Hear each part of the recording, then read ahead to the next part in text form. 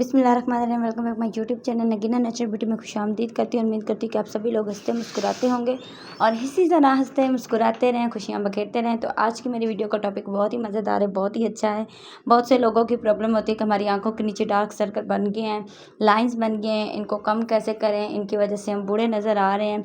तो कोई इशू की बात नहीं, आपके घर में मौजूद 2 चीज़ें ऐसी हैं जिनसे आप अपने फुल फेस को भी वाइट कर सकते हैं और स्पेशल आपकी आंखों के नीचे जो डार्क सर्कल, जो लाइनें बनी होती हैं, वो बिल्कुल नीट एंड क्लीन हो जाएंगी। ठीक है, तो रेमेडी बहुत झटपट से बन के तैयार हो जाएगी सिर्फ 2 चीज़ों से।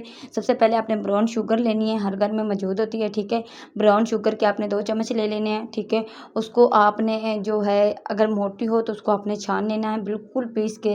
मतलब कि इतनी ज़्यादा मोटी नहीं होनी चाहिए आपकी शुगर, क्योंकि आपने फेस के ऊपर अप्लाई करनी है, तो वो फिर जो है ना बिल्कुल बारीक होनी चाहिए। ठीक है, इसमें हमने ब्राउन शुगर ऐड की है 2 चम्मच भर के। ठीक है, इसके बाद आपको पता है कि हनी जो है वो हर घर में पाया जाता है, आपने इसमें शहद ऐड कर लेना है। ठीक है, 2 चम्मच आपने इसमें ब्राउन शुगर ऐड करनी है, 1 चम्मच आपने इसमें जो है शहद वो ऐड करना है। ठीक है, और इसको अच्छी तरह से मिक्स करना है। जो इसकी ब्राउन शुगर के अंदर जो गुठलियाँ होती हैं उनको आपने तोड़ लेना है। ठीक है, और अच्छी तरह से आपने इसको मिक्स करना है। ये आपका एक पेस्ट बन जाएगा। इसको आप रात को भी लगाकर 15 से 20 मिनट छोड़ के फेस वॉश कर सकते हैं, या फिर आप सुबह को भी लगा सकते हैं और लगाने के बाद इंशाल्लाह आप चिट्टे हो जाएंगे।